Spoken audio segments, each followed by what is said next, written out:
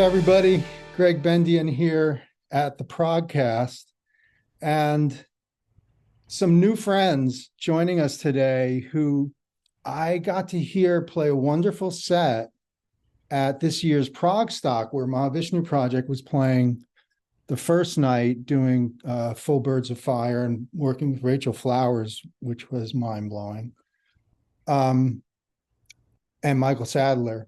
But got to hear a set by Dave Bainbridge and Sally Minnear. And just magical stuff, really a special kind of prog, if you even want to call it prog. I just call it music, beautiful music. And I'm so happy to welcome Sally Minnear and Dave Bainbridge to the show. Hi, guys. Hello. Hello. Hi. Good to be here, Greg. Yeah, it's great to be here. Yeah. So nice to have you. So many things to talk about. I know you guys always have new music, and I want to know about your history. How did you guys meet? So actually, well, I was a friend of Sally's dad, Kerry. First of all, we met through mutual friends back in, I think it was 1991 or 92, at the time I'd been in a band called Iona for about 2 years, and me and the co-founder David Fitzgerald were both massive Gentle Giant fans. Kerry was the keyboard player and multi-instrumentalist in Gentle Giant, and through a mutual friend we got to know him, and actually Kerry came up to my house. I lived in Yorkshire at the time. Wow. And he stayed overnight, and he brought this massive big Peugeot car up full of his keyboards. We always had those. Yeah, and we spent a day, the three of us, me, David Fitzgerald, and Kerry, jamming to see if anything would come of it. It was a lovely time. Musically, nothing really sparked, but it was just because I think partly we realized that Kerry wasn't really used to improvising, whereas myself and David, that we'd come from a more improvisatory kind of background. And it was a lovely day, but we ended up not doing anything further musically, but just becoming really good friends. So whenever Iona were playing in Birmingham, which is where Kerry and Leslie lived, normally myself and another member of the band, Troy Donackley, we'd stay at Kerry and Leslie's house. So it was on one of those occasions. I remember, I think we were having a meal there, and Sally was there, and you were still at school then, Sally. So I think you were 16 or 17, something like that. And I didn't even know that you sang at the time. It was like maybe 5 or 6 years later when I remember Kerry had this little video that he played me on his computer of you. You subsequently joined the Lord of the Dance troupe as the main singer. So he played me a bit of that, you singing in Irish Gaelic, this traditional song. It was probably Shularoon, actually, which is now in our set. And I just thought, wow, you've got an incredible voice. Definitely would love to work with Sally one day. So really it was then several years later that I'd started doing solo gigs. This was, I think, 2013. I was doing one in a town called Sleaford in Lincolnshire, and I was supposed to be there was supposed to be a guest singer, a local singer, coming to do like 5 or 6 songs, but at the last minute she was unavailable. She'd come down with a really heavy cold, so I thought, I'll ask Sally if she's free, and we were so I was doing mainly instrumental set, but the plan was to play some Iona songs, and Sally, I found that, I mentioned the songs to her, and she said, "Oh, I know all these already," because Kerry had brought you to see the band, I think, a few times. I'd grown up listening to the stuff. I love the music anyway, so yeah. Exactly. So you turned up, and sang the songs amazingly, and it was great. And I remember you asked you if you could play some tambourine on a couple of songs. That So was a slippery slope, that was. I exactly. thought, yeah, I can shake some things, that's fine. Yes. So gradually, as I discovered that Sally can actually play lots of instruments, we've the amount of equipment we've been taking to duo gigs has Yeah, we need a transit expanded. van pretty much between the two of us, don't we? Yeah, it expanded from a tambourine to a full percussion set, toms. Actually, the big concert bass drum that Gentle Giant used to use, we've now commandeered that. Yeah. What else? Whistles, recorders, guitar. I even played violin for a while, didn't I? Yeah, and Is that something? Is that something, Sally, coming from your dad? Was he always playing a lot of different instruments around the house? Well, yeah, probably that's it. Because growing up, we always had a studio, and all the instruments were just there. So just have a go. That was kind of the attitude. And obviously, Dad, his keys is his main thing, but he would always be picking up. He's great on guitar. I love his style on guitar, and he can play kit. So he would just have it all there, and we would see Percussion? him. Yeah, yeah. And the whistles are there and things. And the cello went back in the attic. I don't think the cello came out very much, but I took up violin from an early age. So yeah, my brother took up trumpet. My sister did violin and things. So we all just picked up whatever we felt like, really. And so yeah, very lucky to have that around. Not many people have so much there. Yeah. Yeah, my son Elias is 22 now, and he came up with the music. And he's on the Philly scene with this kind of neo soul, neo math rock thing. And so much of it was just natural. Odd meters were just natural to him because there were never anything odd about them. It's just, you grew up with a musical culture built into your household, and that's what you experienced. Yeah. Yes. I'm very blessed. Yes. And the Coleman brothers as well. When I interviewed Derek, he told me that's what the house, the street, the room, that's really what it was like, with all the instruments and the dad being a band leader. Yeah. So this family thing is very interesting. Yeah. And we still love playing together when we get back together. I'm looking forward to Christmas. I'm sure we'll be, playing something together. Yeah, And I remember having a good sing, even without getting the instruments out. I mean, first and foremost, we all sing. So yeah. Yeah, I remember that on the my last solo album, To the Far Away, there's a track that I think it's in 1716. It's really. I'm still mad with you about that one. So yeah, Sally sings lead vocal on that, and it sounds great, but it was a bit tricky meter wise. It took me a little bit longer than the others, that one, yeah. But Sally, you're interested in multiple vocal approaches, aren't you? Yeah, well, I try With to. language. The language. Language, yeah.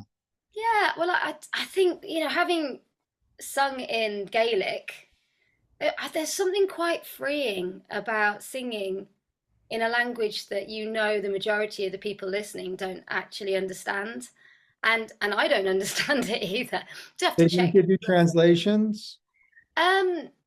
No, they did. They gave me very little actually when when I joined. They didn't even tell me, give me transcripts of the words. I just listened to the music that I found a copy of and wrote out phonetically how it sounded to me. And I think it was only checked when we went to Dublin. And then they said, "Oh, what are you singing there?" I was like, "I've been singing it for 6 months, so it's really ingrained now. So please don't change it." But yeah, it didn't matter, that I didn't know what it meant. It was always quite freeing. It could mean something different each night to me because I could just put my own emotion into it, and yeah, so I do enjoy that. It's such a cool thing to do, and to use the voice in different ways so that it becomes so much of an instrument. Not just the word carrier. Yeah, Absolutely is. that's what I like about the Irish and Scottish Gaelic. Yeah, when I was about 16, I remember hearing Clannad, the Irish band, Love on Clannad. a program on TV, and Moya Brennan singing in Irish, and it just the sound of that language is something really haunting and timeless about it. And I was really captivated from that point onwards. So actually, on several of my albums, I've tried to incorporate other languages, in particular Irish and Scottish Gaelic, just more because of the sound. I think it just sounds nicer than English. Mhm. So, Maybe because English, we're used to English, aren't we? So yeah, Scottish, Gaelic, the Welsh stuff, it's so amazing. but it was funny because we in back in 1995, I think it was, we with Iona, our singer Joanne was from Northern Ireland, and we'd become friendly with Moya Brennan because we'd met her a couple of times. She came to one of our gigs, and then I asked her if she'd like to sing on an Iona album. So she played some harp and sang in Irish Gaelic. But when you talk to her, like her actual speaking voice is like really broad Irish. It's very funny. It's nothing like the ethereal sound that comes out when she's singing in Irish Gaelic. It's quite a juxtaposition, but yeah. well, you should How hear me yelling at my kids. It's I think I have actually. old are your probably have. kids? Hmm? How old are your kids, Sally? Freddie is 13 and Henry is 11. Okay. They're getting into stuff. Yeah, yeah. Fred's drumming, Mhm. and Henry's picked up guitar. So I'm building my band. Yes. You're continuing a great tradition, passing it down. It's so funny because my son, he never had uh, a boring time. There was always something going on. There was always something to do. And I think just that sense of constantly creating, constantly interacting with people on I was something. just about to say it's that process of creating as well that's so important, I think, for kids to just try Mm. stuff and see what works. And oh well, that doesn't work. Never mind. But what could you come up with that will work? And yeah. Mm. Yeah, yeah. It's like me. My family was very musical. My mum and dad were both professional musicians back in the 40s and 50s and What did 60s. they play, Dave?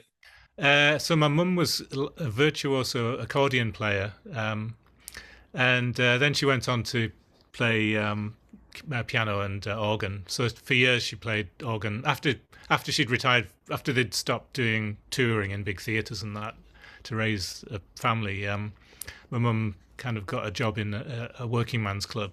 So every week she'd buy all the latest sheet music of all the pop songs that were in the charts and learn those so she could play them at the club.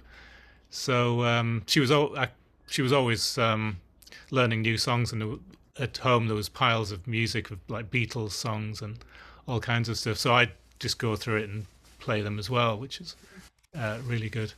And my dad was a guitarist, um, and played the banjo. So they had a family band playing in theatres and things all the way through the 40s and 50s. And well, actually, until they got divorced, really, in the early 60s. But then my older sister, was a fantastic singer and piano player. So there was always music around at home. And one of the key things for me was when I was about 8 or 9, my sister joined a rock band, and they stored the Hammond organ they had in our front room, which is a tiny front room. So, but whenever everyone was out, I'd sneak in and switch it on and play on it. And I think that's really inspired my love of keyboards from that That's it. point. Yeah. Sally, Have you ever what kind got of the banjo? Pardon? Sorry. Have you ever tried the banjo? I did once on my dad's years ago, but I haven't. But that when he died, that went to another family member, unfortunately. Okay. But, yeah, I should take it up again, especially now I live in America. Yeah. It's more of a popular instrument here still in places. Yeah. Sally, I was wondering what music was around when you were in your growing up years, what your ears were being fed. Well, obviously the Gentle Giant albums were there, but they weren't exactly put on loads. So I kind of discovered that more when probably in my teens. That's when I discovered Gigi and absolutely loved it. Um, I can remember loving the Beatles. It's funny that you mentioned that, particularly Sergeant Pepper.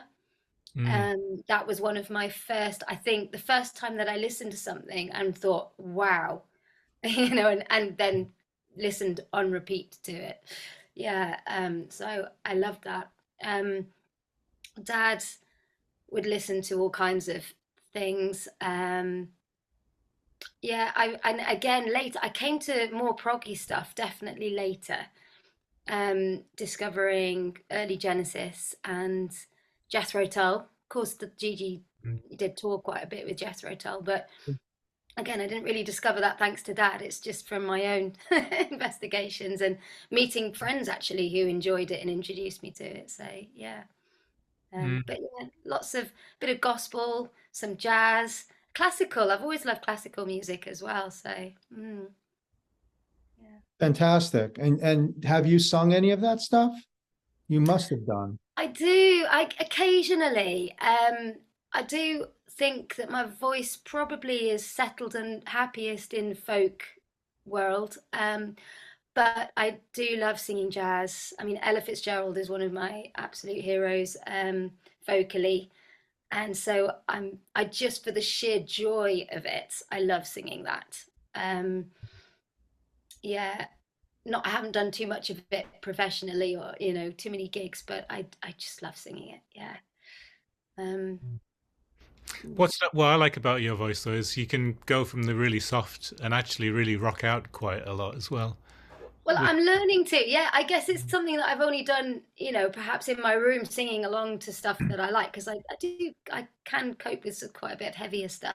Mm. And through my teens, I used to love some of the heavier things like Skunk Anansie and some vocalists who were really and Janis Joplin and just it's eclectic again, different styles, but just really giving it some.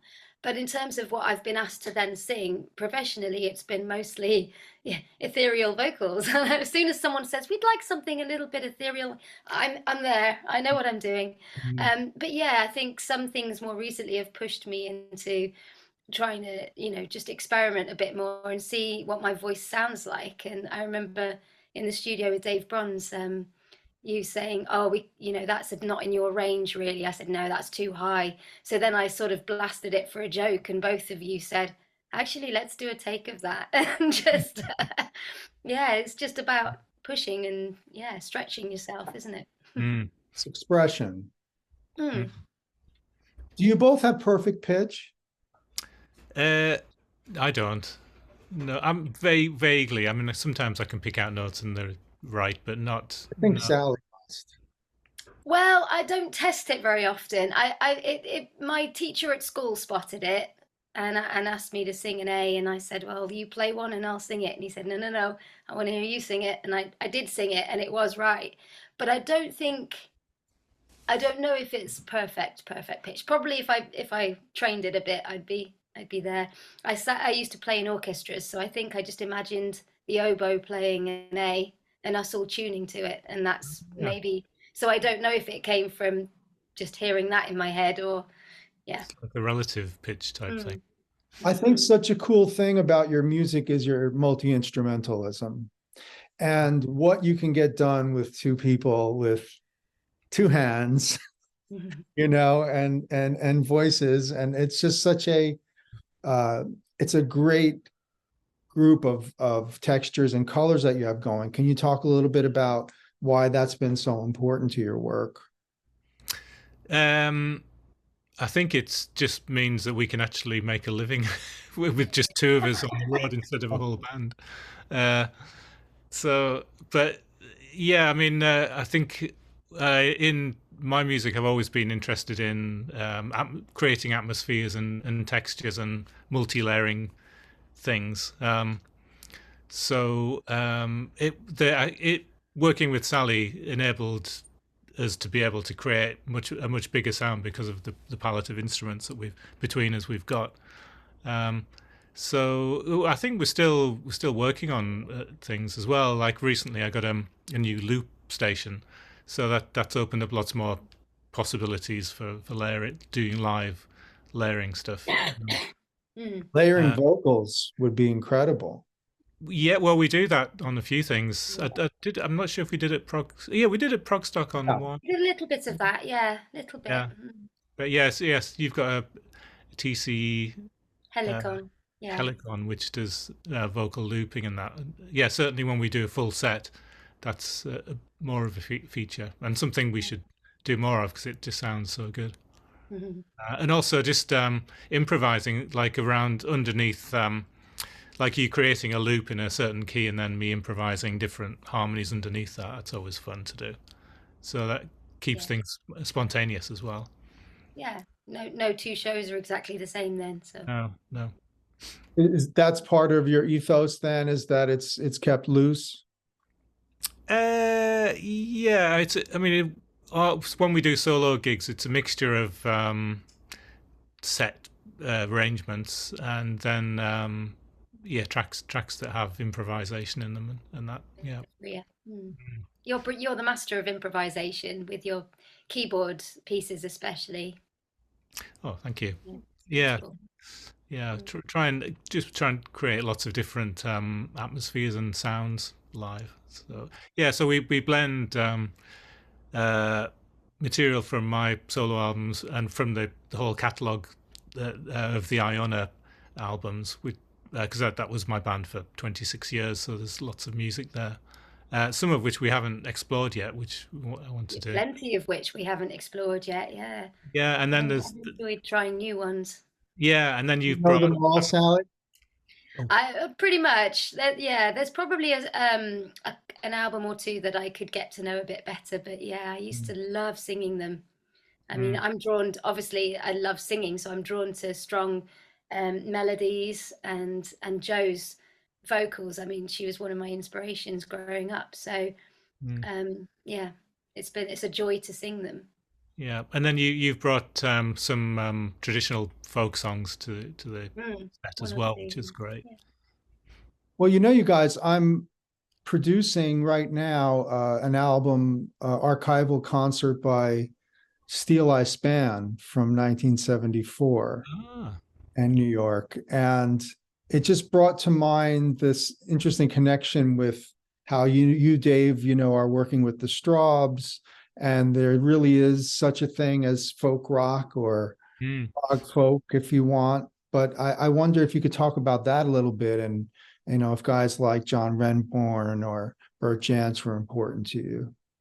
Actually, when I was in my teens, I was listening to lots of eclectic music, but I was listening also to a lot of folk and discovered a band called Horselips, who were one of the first bands to combine traditional Irish instruments like uilleann pipes with a rock band.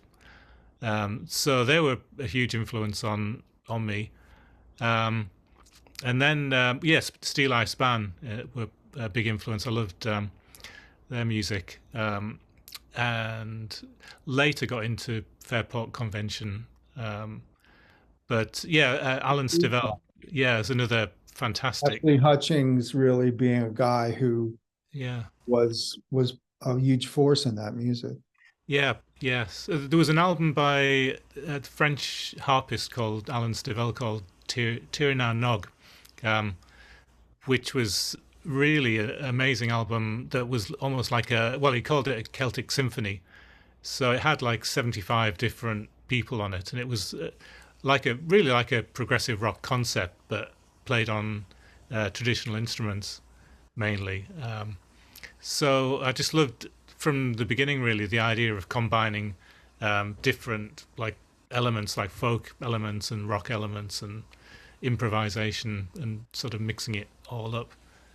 But we when I was in Iona, we did a couple of gigs supporting Steel Eye Span back in mid-90s. And then our bass player at the time, Tim Harries, actually joined Steel Eye Span for a while. So and then Troy, who was in our band, Troy Donockley, ended up producing 4 of the solo albums of the Steel Eye Span singer. Oh, man. Maddie Pryor. So there's lots of cross-pollination there, actually. I think one of the things about the English folk and rock scene is it's actually quite a small group of people when you come down to it. So you find that a lot of people already know other people. And then when I got involved in the Strawbs, that kind of brought me into like a whole other amount of contacts and that. And we actually we did a couple of the gigs that me and Sally have done. We've actually had Simon Nicol from Fairport Convention doing the sound for us, because he was the husband of one of the promoters. So yeah, quite strange. Yeah. But yeah, it's now a whole nother body of music you have to learn too. I've had this experience over the last 10 years. I've been playing with Todd Rundgren on and off. And just because they don't really have a lot of rehearsals, you have to know all the stuff. So you have to come in knowing just a book of music. It's such a small community of people who know all the Todd Rundgren songs that play drums, so it's like, yes, if you're in the pipeline, you're in the pipeline, and those are the fun gigs that you hope you can do to contribute to a great body of music. Yes. Yeah, I think it was like that actually with the Strawbs, because I didn't actually have an audition or anything. I just met up. I was recommended, and then met up with Dave Cousins, and we chatted. And then the next thing we were doing, we were writing songs together. But I don't remember actually many rehearsals before the first gig, because everyone else in the band knew the material so well. So I just had to learn it all, and and then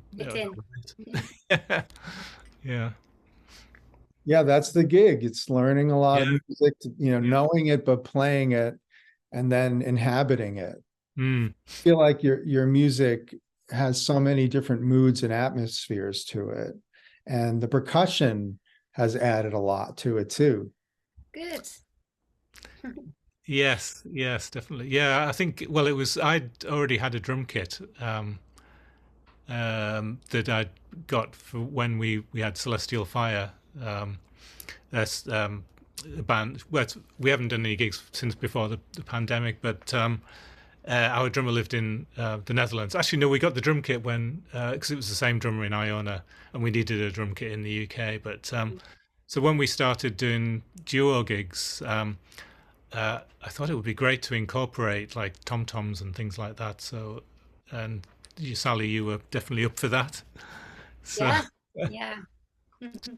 So we and then one day I remember Kerry opening this cupboard in the loft in the house, and there was the big marching drum that Gentle Giant used to use live when they did their percussion bash. So I asked if we could borrow it for our gigs, and so that and it sounds great. I mean, on various songs we use that. So. I'm working with Tim Motzer, the guitarist, right now on a duo recording, and it features a lot of big concert bass drum. Yeah, it's a great sound. It's very atmospheric. Yes. Very atmospheric. Yeah, and then you got some fairy lights to put around it, I think, at one point.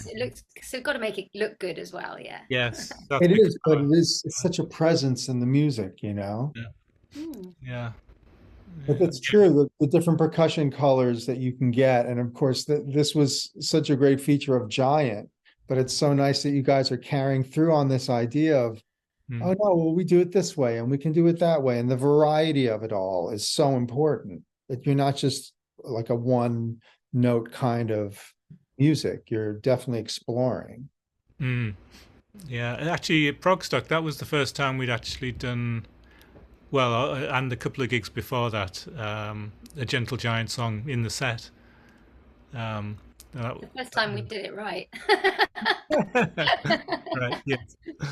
Yeah. But that was something that I've been wanting to actually see if we could. Yeah, we've been saying it for a while, hadn't we? That we should try and do a GG song, and it was something like, Well, you were the candidates. I'm just curious what were the candidates?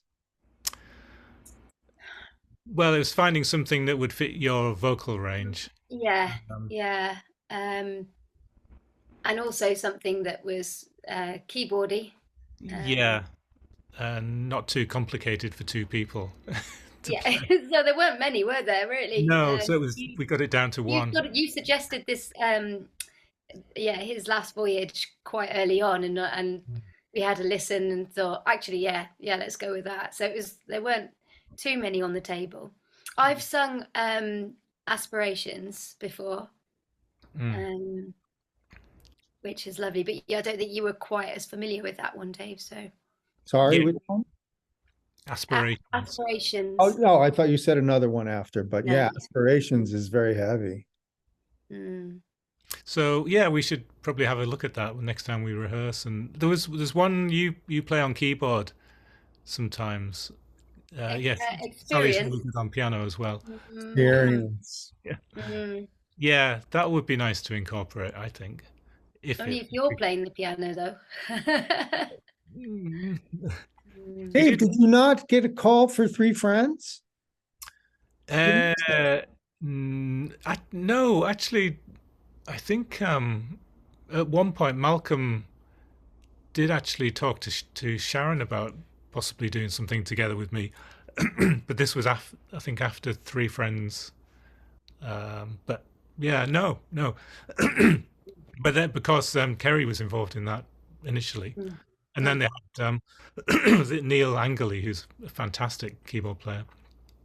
So yeah, I saw the first couple of gigs they did when Dad joined, and it was so special because obviously I'd never heard Gentle Giant live, and lots of people I meet said, "Oh, I saw them in '76 or whatever," and I would be, I wish I had seen them, but that was the closest I could ever get to seeing Gentle Giant live, and it was just unbelievable. I loved it. Absolutely loved it. Yeah. Version of the band did some shows in the East, and so my Mahavishnu Project opened for them on a couple of shows. One was at the Keswick, and I made sure that my boy was there so that he could experience it three-dimensionally. And it was a great version of the band. They had a woman who was playing both winds and violin. And it was covering material that the band might not necessarily have played live before. And Gary had it running great with Malcolm, and it was an honor, and it was a pleasure to hear that stuff, and it blew my son's mind, as it did mine. But it just to see what's involved in the musicianship to pull off those grooves and make them sound easy. Yeah. Right? Yeah, absolutely. They just have flow. Yeah, I was lucky enough to see them live twice in 1976, actually, when I was. Oh, really? 76, yeah. Yeah.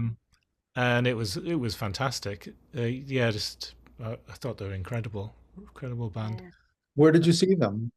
Both times at Newcastle City Hall in England, in the north of England. So it was on the. If you look at the Playing the Fool live album, it was on that tour. Although I think they actually recorded the concert in Liverpool as the main, or one of the main on that. But it was on that tour. So they were doing stuff from.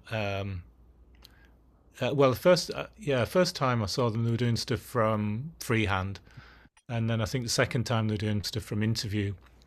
Both fantastic albums.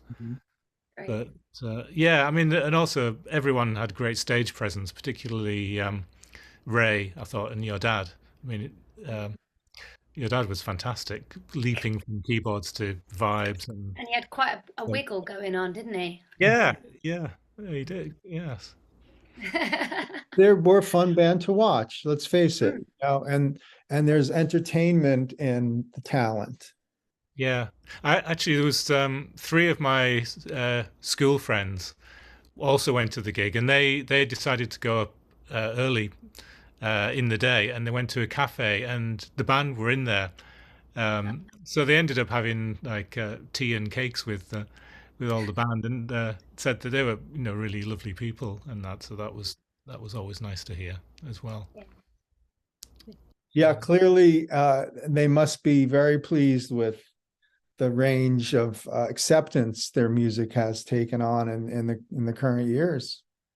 I think they absolutely are. My dad, particularly, who I've spoken to about it, he's incredibly grateful. I think that's the main thing. He's so grateful that people love it and people are still buying it and supporting. As they do these re-releases and mixes, the Steven Wilson mixes and things, and people still want to, and they're quite funny with it, with that album Scraping the Barrel. I thought it was a perfect title, but people are still prepared. If there's something that they haven't heard yet, they'll prepared to pay and to listen to it. And I think he doesn't take it for granted, put it that way. Yeah, and the early years demos under construction are fascinating. Hearing your dad play all the different piano parts and sing the parts and just get it down on tape somehow. Yeah. It's very inspired in so many maybe unlikely ways, but just the fact that in the way that your dad was fusing things together, you guys are diffusing these different elements together. I think that that's such an important part of moving things forward and really having the music grow, don't you? Absolutely. Yes, yeah, definitely, yeah. I think Gentle Giant were one of the first bands I heard who really used counterpoint in a rock context. So that was, for me, at the time I was studying music, and so that was quite inspiring, and that's stayed with me, just to the idea of trying to create music not just with block chords, but layered with using counterpoint in the way that the Baroque composers and all that used to. Yeah. We're old, Dave, so I remember when Freehand hit New York radio, and it was heavy rotation, side one. You never knew what you'd get, but I remember listening to Just the Same and realizing, having this epiphany, nobody's playing the same part. Yes. Yes. Yeah. Nobody's doubling anybody. What the? Yes. Overload. Yeah, sometimes we do that, don't we, Dave? But not always intentionally. That's true. Yes.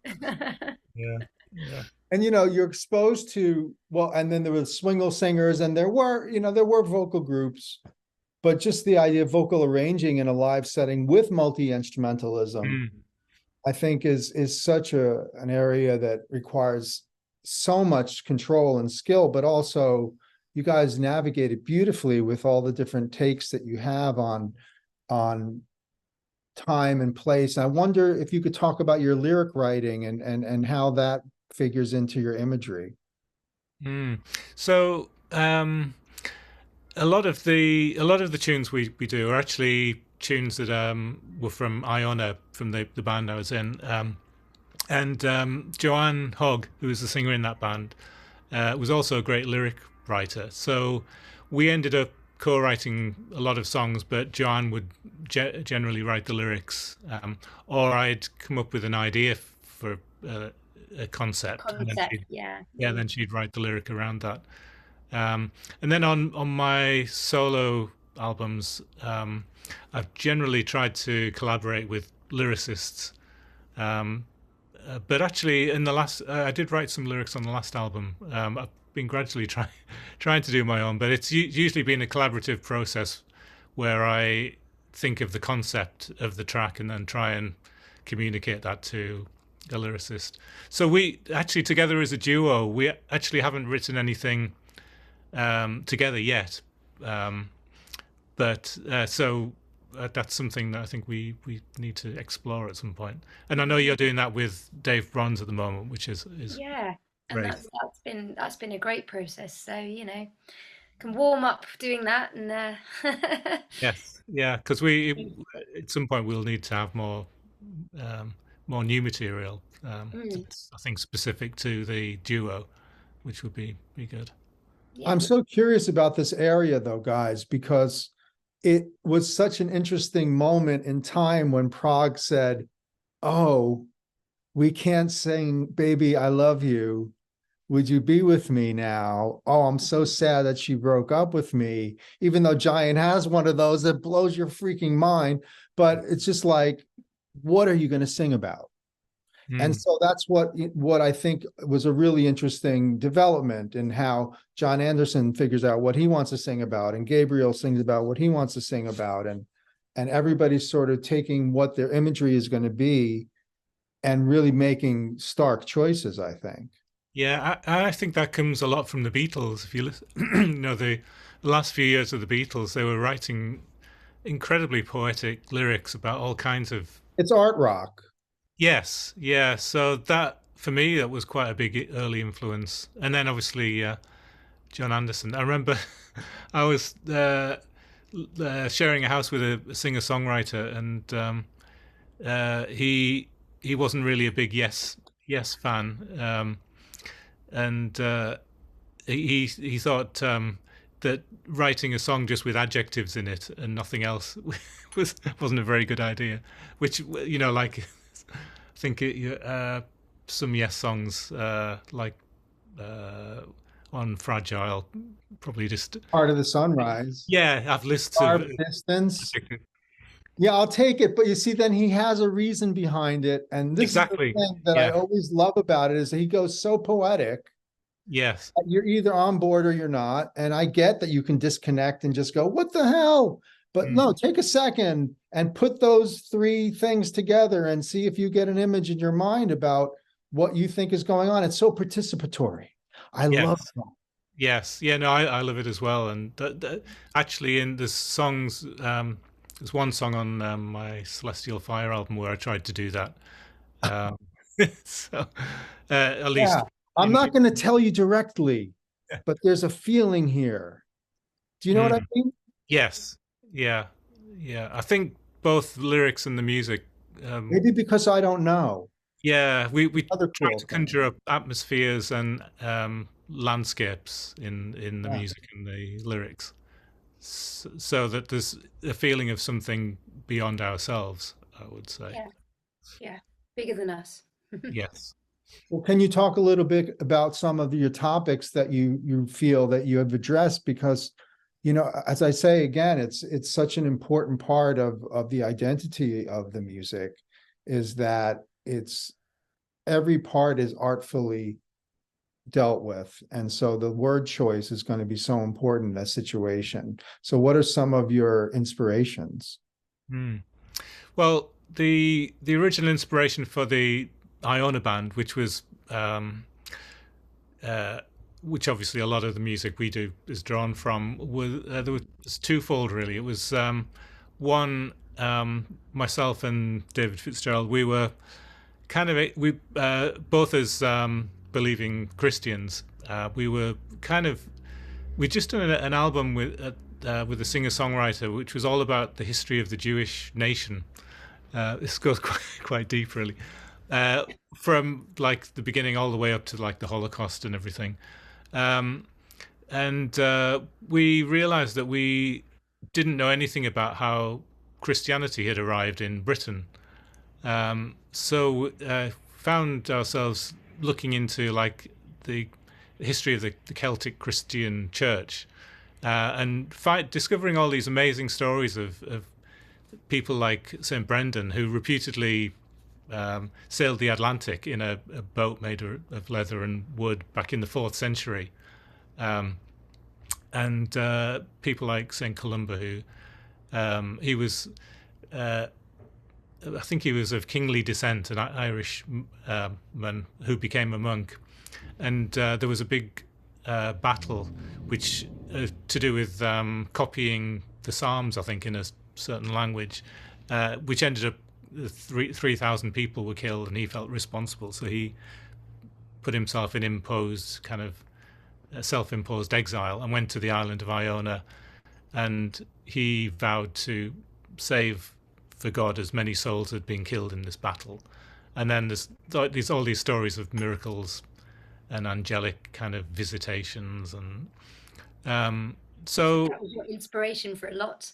Yeah, so Kells and yes, and the Book of Kells, which is an 8th century illuminated manuscript, which was written by monks on Iona and then completed in Ireland.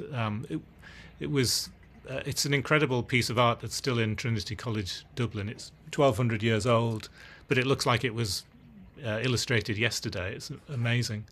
So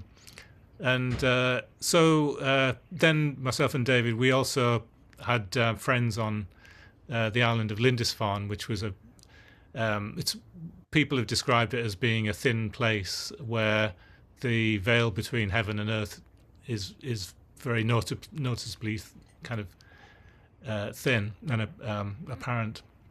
And there's been, like, it was a monastery set up there by a monk from Iona in the 7th century. So there's been 1,300 years of prayer there in this one island, which is cut off from the mainland of northern Britain by a causeway for half of the day. So we visited there several times, and we went to Iona, this small Scottish island. It's only 1 mile by 3 miles long, but where Columba kind of spread the gospel from, and the whole of northern Britain and Scotland became a Christian kind of nation back in the 7th, 8th century. But the thing about Lindisfarne and Iona is they're incredibly atmospheric, beautiful places, kind of on the edge of civilization almost. They're islands, particularly Iona. It's a tiny island, and it took us like 13 hours to get there from Yorkshire, driving up and then getting a couple of ferries and driving across another Scottish island, Mull, and you get there, and there's something magical about the light there. Mendelssohn, the classical composer, went there, and other Scottish islands around there, and wrote Fingal's Cave. That's another place just close to there. I've visited Fingal's Cave. Yeah. Yeah, I think I played with Jack Bruce in the 80s and 90s, and we did a track called Fingal's Cafe, which was kind of put on the Fingal's Cave. But anyway, so the landscapes of these places was really inspiring, and the light and everything. So there was lots of influences. These ancient stories. From a different world, really. So that was the original inspiration for Iona, and that's kind of carried on. Continued, hasn't it?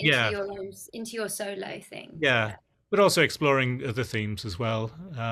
Like To the Far Away, the last solo album was inspired by myself and my wife Sharon, my now wife Sharon. We were due to be married in March 2020, and I was due to be flying over from England, and then everything was shut down because of the pandemic. So we ended up being apart for 8.5 months before we finally got back together and were able to be married. But so I wrote To the Far Away. That was really inspired by the feeling separation. Also, I was living during the pandemic on this remote country lane. So we're spending each day walking around the lane, down the lane, and just taking in the landscape and writing about that.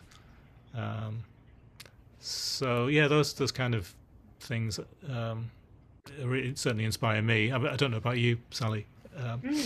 I think it's a mixture, isn't it, of life and what you're experiencing and how you're feeling and where you're at, and then bigger picture things, it seems. So you're drawing on what's immediately around you, and then the other world.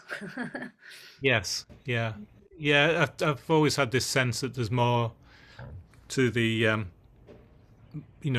more to life than just the physical realm we see. So I've tried to, and I think actually that's one of the things about progressive rock. The best of progressive rock takes you to a place that's beyond yourself and beyond the everyday, into this magical world of things that can be, perhaps, rather than what is. I mean, I would just listen when I was a teenager. I'd spend hours listening to Yes albums, and it would take me away from my having to do school homework and all the things that were happening in my life that maybe weren't very good. But for a few hours, you'd be in this magical world of music and possibilities and something larger than ourselves, kind of thing. Transported away. Music does that. It does take us away, doesn't it? Yes. So what are you guys working on now? What's coming up? Just last month we did our first US gig, which was fantastic. We saw you at ProgStock in October, right? Yes, yep. So that was great fun. We've been touring a lot in the UK, and not long before the pandemic, we did our first tour in Germany, which was really good.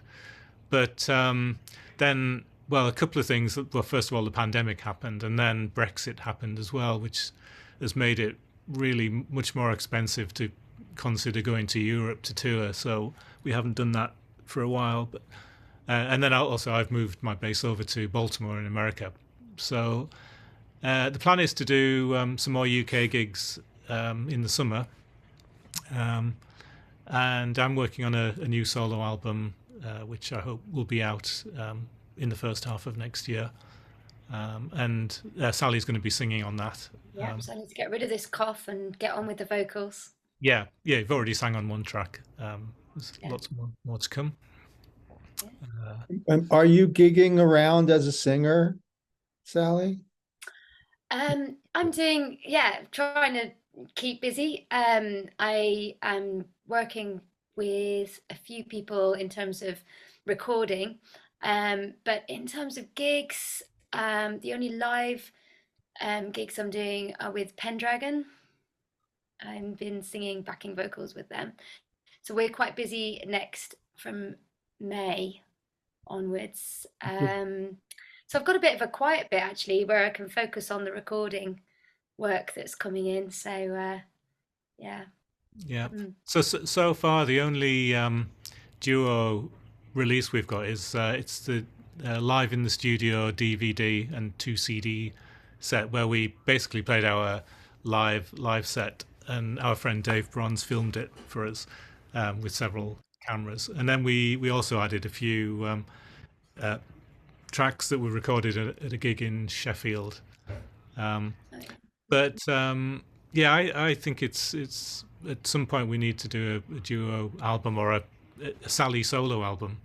Yeah, I've had a few people asking about that. I need to, I'm juggling quite a lot as it is, and trying to keep on top of everything. So, but it would be amazing to be able to record some of my own songs. Yeah, and I think with doing ProgStock as well, more, and Pendragon, and doing stuff with Dave Bronze, you're becoming more known in the kind of progressive rock field. Yeah, so I seem to be in this camp somehow. That's fine by me, but yeah. Well, you're not bored, are you? No, never. Never. People don't realize that. That's sort of why we do this. Yeah. No, the same old every day is not really fulfilling, is it? No. Absolutely. No. So yeah, with music, I'm always trying to explore different things and come up with different ideas, and I think that's super important. And it's an overarching theme in art, that like, what's the next thing? When do things merge? How do they merge? Do they collide?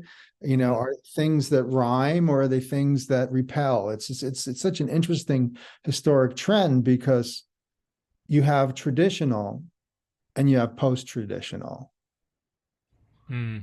you know, and I think that that's a kind of important distinction to think what happens that establishes a given form or format.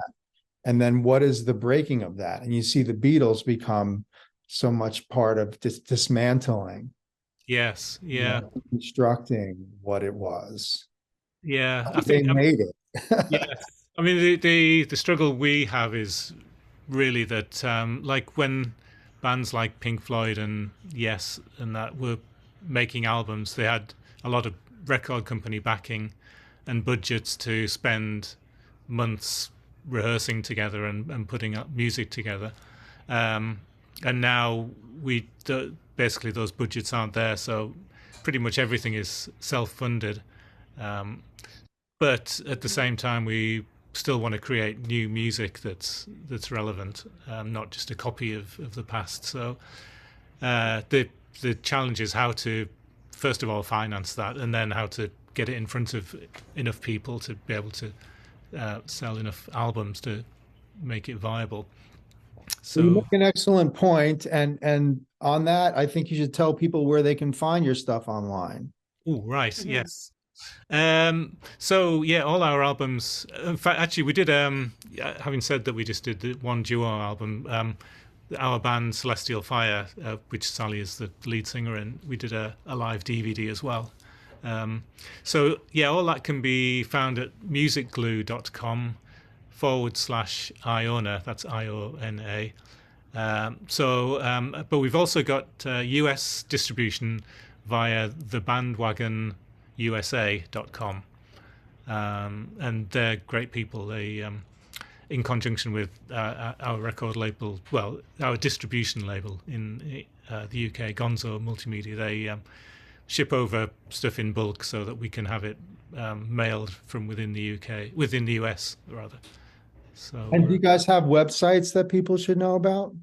I don't. You don't have a website yet, do you, Sally? Sorry, I was going to cough, so I muted. Hang on. Oh, right. Okay. I've got DaveBainbridgeMusic.com. If you go to DaveBainbridgeMusic.com, then you'll find the subsections for the Dave and Sally duo and Celestial Fire Band. And then I just have Facebook. That's where I tend to operate from. Yes. So I think a website should be forthcoming at some point there. Right. So about maybe a year and 6 months ago, I started a Patreon page as well. So that's been fantastic in enabling me to carry on doing writing new music, because now I've got at least a monthly income from that, which I can rely on to pay at least some of the bills, which is great. So that's at patreon.com/Dave Bainbridge. But yeah, I put on loads of exclusive videos and tracks and stuff, and even photos. Because the last album also came in a deluxe box set version with a book of my photographs, which are mainly nature, landscape. So I also do a photo of the week for those people on Patreon. So it's fun to do, and have weekly interviews. A weekly Patreon gathering, but Sally's been special guest on that once or twice, I think now. Yeah, Patreon. We appreciate everything that everyone brings to this, and you're all part of the process, and there's always something going on. So yeah, helping us keep this kind of stuff going, keeping music, keeping chat going, and people connecting, because there's just so many different veins. There are just so many different junctures, and there's so many different ways music connects, you know, and your brand is certainly a very unique kind, but just quite beautiful. So I want to tell you thank you. That's great stuff. Yeah, I think it's in a world that's so fractious as well and divided. I I just love the fact that with music you can forget all those divisions and come together in a shared experience, which can take you out of yourself and circumstances. So yeah, we love going to, myself and Sharon, my wife, love going to events like ProgStock, and we'll spend the whole weekend there just because it's great hanging out with people and sharing music and meeting other musicians and having a great time. You know what? I've got to change gears before we split. I do have to ask you, the British Isles and the mystical thing. We got to talk about that for a minute. Glastonbury and these hot spots, because I had the guitarist from Jade Warrior on. He passed now. Oh yeah. I know that. He talked about this, where certain places, you have the runes and you have stuff that's going on. Do you guys get into that at all? Mhm. Sally? Oh yeah, go on. Well, you mean like Stonehenge and these places where you can go and yeah, get I mean, is spiritual the maybe? pagan roots, is that of interest? Up to a point, I think. I'd say that for me, I'm more inspired by just nature in itself Yes. rather than any particular place that might be special for any reason or have a lot of history. I mean, you get a sense of history, don't you, when you go into any old building, old castle, or somewhere like Stonehenge, where a monument that's been there for just so long, and just that walking around. I think it's as much as you let your mind expand and to consider how many people have walked there, how many people might have touched that rock, and it can mean as much or as little to you as you feel really. um, but I'm particularly more stirred, I'd say, by countryside and wild weather and the sea, things like that. Yeah. Probably have more of an effect on me than sites of historic interest. But yeah, Yeah, it I does. think that being in British Isles, so you've got all of that because it's really quite a small island, or a set of islands. So you've always got the sea around you and the Yeah. elements, and but the history is really it's everywhere. So like there's a track we play live called Castle Rig, which is on one of the Iona albums, and it's a place in Cumbria, in the Lake District, where there's a 5,000-year-old stone circle, and it's an amazing place. When you go, I went there once in the winter, and it's surrounded by hills, and all the hills were covered with snow, and it was just an incredible place. There was no one else there at that particular day, and you just get a sense of the continuity of life and how long it's been going on. So it's mystical in that sense, I think, because uh, there are so many people who've passed on and have been part of the history you see around you. That's how I see it, as being kind of mystical. I remember a few years ago watching a program on Irish music on TV, and they had this clip. It was like a black and white TV clip from, I think it was from the 1940s or 50s, and it was an accordionist playing an old tune by O'Carolan, who was a famous blind Irish harp player from the 1700s.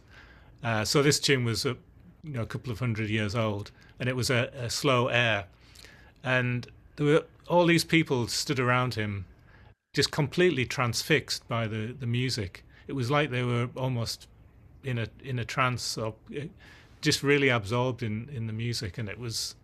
I thought that was such an incredible thing to witness, and the power of that tune, hundreds of years old tune, on that group of people that were just there. So there's those kind of things really inspire me, and as Sally says, the landscapes, because although it's a small place, the landscape changes so much in Britain. Um, you can go from the big hills in the Lake District, and go over the other side of the country and it's completely flat. Yeah. So yeah, there's a lot there that can inspire. But you know, these monuments are funny to me because you have to ask, how the hell did they get there? That's what well, there are various documentaries you can watch. Yeah, exactly. But it's just, that's quite a feat. Absolutely. Absolutely. Move that stuff and put it in place and get it to stay there. Yeah. I mean, you got to have some serious motivation to do that. Serious, man. Yeah. Hey, everybody, this has been the ProgCast with Gregg Bendian. My guests have been Dave BAINBRIDGE and SALLY MINNEAR. It's a pleasure to have you guys, and looking forward to hearing more from you in the future. Thanks. See you guys out there. Okay, Definitely. thank you. Cheers. Bye-bye.